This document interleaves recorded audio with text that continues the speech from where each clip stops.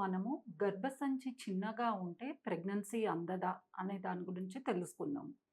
చాలామంది మా దగ్గరికి గర్భసంచి చిన్నగా ఉందని, గర్భసంచి సరిగ్గా డెవలప్‌మెంట్ కాలేదని, వీళ్ళకి సరగసి ట్రీట్మెంట్ అవసరమని వస్తారు. ఇలా వచ్చిన వాళ్ళలో కొందరు హైట్ తక్కువ ఉన్నారని, సో, అందుకని వీళ్ళకి గర్భం అందకపోవచ్చని అనేవాళ్ళు గూడా ఉన్నారు. ఇక్కడ నేను ఒక ఎగ్జాంపుల్ ఇవ్వదలుచుకున్నా. నా దగ్గర ఒక 1 ఇయర్ బ్యాక్ ఒక అమ్మాయి వచ్చింది. Almost she is very short dwarf లాగుంటది. తనకి స్కాన్ చేశారు. గర్భసంచి చాలా చిన్నగుందన్నారు. నీకు పిల్లలు పుట్టే అవకాశమే లేదన్నారు. వాళ్ళు సెకండ్ ఒపీనియన్ గురించి నా దగ్గరకొచ్చారు. మేము వాళ్ళకి ఫర్దర్‌గా కొన్ని టెస్ట్‌లు చేసి, తను అంత చిన్నగా ఉన్నా గూడా గర్భసంచికి ప్రెగ్నెన్సీ బేర్ చేసే కెపాసిటీ ఉంది కాబట్టి, తనకు తగిన ట్రీట్మెంట్ ఇవ్వడంలో హ్యాపీగా తను ప్రెగ్నెన్సీ వచ్చింది.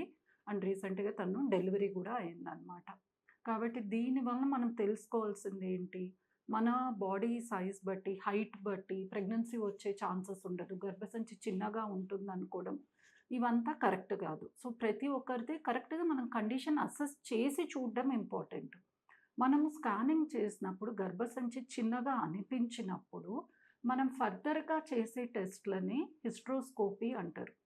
హిస్ట్రోస్కోపీ అనేది ఒక కెమెరా టెస్టు. ఇది మనకు స్కానింగ్‌లో బయట నుంచి చూస్తున్న గర్భసంచి క్యావిటీ అనేది ఎలా ఉంది? గర్భసంచి క్యావిటీలోనే బేబీని బేర్ చేయాలి. సో, ఈ క్యావిటీ సైజ్ ఎలా ఉంది? కెపాసిటీ ఎలా ఉందనేది మనము ఈ హిస్ట్రోస్కోపీ పరీక్షలో చూడవచ్చు. అదే కాకుండా వాళ్ళ గర్భసంచి పొర అనేది ఎలా మందబడుతుంది? దీనికే మనము మార్క్ హెచ్ఆర్‌టీ అంటే పొర డెవలప్ కావడానికి కొన్ని టాబ్లెట్స్ ఉంటాయి. అవి పెట్టి మనం ఒక వారం 10 రోజులు వాడిన తర్వాత స్కాన్ చేయడం ద్వారా గూడా వాళ్ళకి గర్భసంచి పొర ప్రెగ్నెన్సీ అందడానికి కరెక్ట్‌గా డెవలప్ అవుతుందా తెలుస్తుంది. సో, ఎప్పుడైతే మనకి థిక్‌నెస్ అనేది 8 మిల్లీమీటర్స్ అలా వచ్చింది, వాళ్ళకి హిస్ట్రోస్కోపీలో యుటరస్ ఒక క్యావిటీ అనేది మంచిగా అనిపించిందో, వీళ్ళు ఖచ్చితంగా తన ఓన్ ప్రెగ్నెన్సీకి ట్రై చేయవచ్చు. సో, ఇదే కాకుండా కొందరికి యూనికార్నియేట్ యుటరస్ అనే ప్రాబ్లమ్ ఉంటది. అంటే వీళ్ళకి పుట్టుకతోనే గర్భసంచి ఒకటే సైడ్ డెవలప్ అయ్యి ఉంటది. వీళ్ళకి గూడా న్యాచురల్‌గా ప్రెగ్నెన్సీ వస్తుంది. అలానే వాళ్ళకేమైనా ఫెర్టిలిటీ ఇష్యూస్ ఉంటే మనం చేసే ట్రీట్మెంట్స్‌లో గూడా ప్రెగ్నెన్సీ వచ్చే అవకాశం ఉంటుంది. కొందరికి ఇన్‌ఫాక్ట్ డెలివరీ అయ్యేంత వరకు గూడా వాళ్ళకసలు యూనికార్నియేట్ యుటరస్ ఉందని గూడా తెలిసే అవకాశం గూడా లేదు. ఇంకొకందరికి యూనికార్నియేట్ యుటరస్ ఉండి, ఒకవేళ ఐవీఎఫ్ అనేది అవసరమైతే, మెయిన్‌గా మనం చూసుకోవాల్సింది వీళ్ళకి ట్విన్ ప్రెగ్నెన్సీ అనేది రాకుండా ఉండడం. ఐవీఎఫ్‌లో మనము పెట్టే ఎంబ్రియో నంబర్ బట్టి వాళ్ళకి సింగిలా, ట్విన్సా, ట్రిప్లెట్సా అనేది డిసైడ్ అయితుంది. సో, ఎప్పుడైతే ఈ కండిషన్ ఉందో మనము సింగిల్ ఎంబ్రియో ట్రాన్స్‌ఫర్‌ని ప్రిఫర్ చేయాలి. దీని ద్వారా వాళ్ళకి ప్రెగ్నెన్సీలో గూడా ఎలాంటి కాంప్లికేషన్స్ లేకుండా ఉంటుంది.